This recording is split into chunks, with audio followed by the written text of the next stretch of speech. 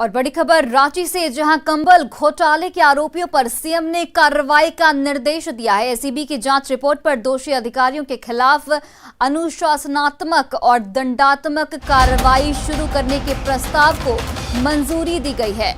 झारक्राफ्ट ने हरियाणा के पानीपत से कंबल की खरीदारी की थी, लेकिन कंबल खरीद में अनियमितता और आपूर्ति में गड़बड़ी के आरोप लगे थे, जिसके बाद 2018 में तत्कालीन मुख्य सचिव ने जांच के निर्देश दिए थे। महालेखाकार की रिपोर्ट में कंबल खरीद और आपूर्ति में अनियमितता उजागर हुआ था। जांच में एनएचडीसी के अधिकारी, धागा आपूर्ति पदाधिकारी, ट्रांसपोर्टर नसीम अख्तर, तत्कालीन उप महाप्रबंधक झारक्राफ्ट अशोक ठाकुर, मुख्य वित्त पदाधिकारी झारक्राफ्ट और रेणु गोपीनाथ पणिक्कर को आरोपी बनाया गया था।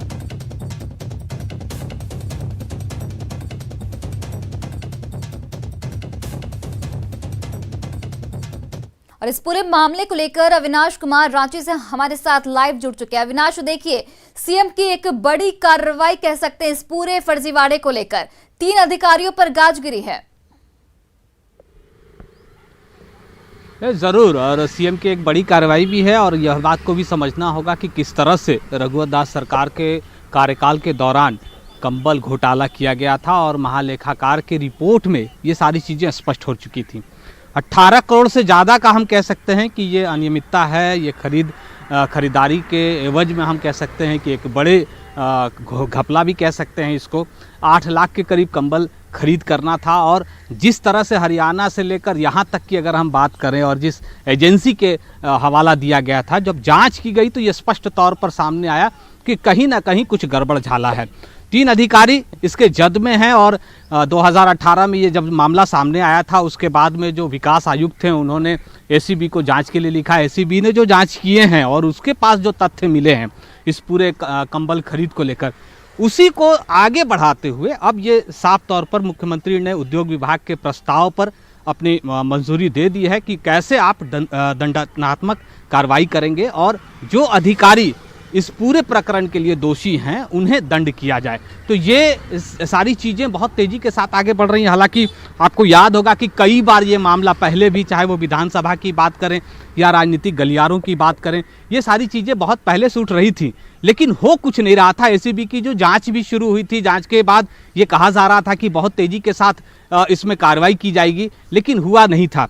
अब मुख्यमंत्री ने कल शाम इस फाइल को, उद्योग विभाग की फाइल पर अपनी मंजूरी दी है। तो ये कहा जा सकता है कि अब आने वाले समय में जो 3 अधिकारी जिनके नाम सामने आ रहे हैं, जिनकी इसमें संलिप्तता है, उनके ऊपर ये कार्रवाई की जाएगी।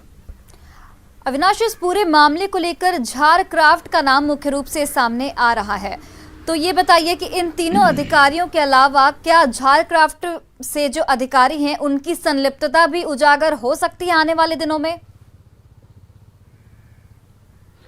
देखिए, झारक्राफ्ट का नाम इसलिए आ रहा है क्योंकि झारक्राफ्ट के जरिए ही इसकी खरीदारी करनी थी। अभी जो 3 अधिकारियों के नाम सामने आए हैं, उन 3 अधिकारियों के बाद अगर हम पूरे श्रृंखला को देखें, एजेंसी की बात करें, हरियाणा की बात करें जहां से इसको खरीद करनी थी, जिनके जिम्मे ये सारी चीज़ें थी, वो अब देखना होगा कि जांच रिपोर्ट में ये सारी चीज़ें स्पष्ट हो पाएंगी कि क्या ये जो 3 अधिकारी हैं वहीं तक ये सारी चीज़ें रुक जाती हैं, या जब जांच की कार्रवाई आगे बढ़ती है। क्योंकि जब जांच होगी तो ये जो लोग और भी इनके साथ जुड़े हुए थे उनके नाम भी सामने आएंगे, तो उनके नाम जुड़ते चले जाएंगे। लेकिन अभी जो 3 अधिकारियों के नाम सामने आए हैं, मुख्यमंत्री ने उनके ऊपर कार्रवाई करने का निर्देश दे दिया है। और अब हम ये कह सकते हैं कि जो 2017, क्योंकि 16-17 में ये खरीदारी की गई, 18 के करीब ये मामला सामने आया, और 18 से लेकर अगर हम आज 21 की बात करें तब ये कार्रवाई की प्रक्रिया आगे बढ़ रही है। तो ऐसे भी झारखंड लूटखंड के रूप में जाना भी जाता है। यहाँ विकास योजनाओं को लेकर, ऐसी योजनाओं में खरीदारी को लेकर पहले भी कई बार ऐसे मामले सामने आए हैं, और झारखंड बहुत इससे पीछे रहता है। जो प्रक्रिया होती है, जो इस तरह की कार्रवाई होती है, वो समय पर नहीं हो पाती है, इसलिए जो दूसरे विभाग हैं उसमें भी इस तरह का खेल चलता रहता है। तो अब कार्रवाई हो रही है, तो सिर्फ इस झारक्राफ्ट तक ही इसे सीमित नहीं रखना चाहिए, कंबल घोटाले तक ही इसे सीमित नहीं रखना चाहिए।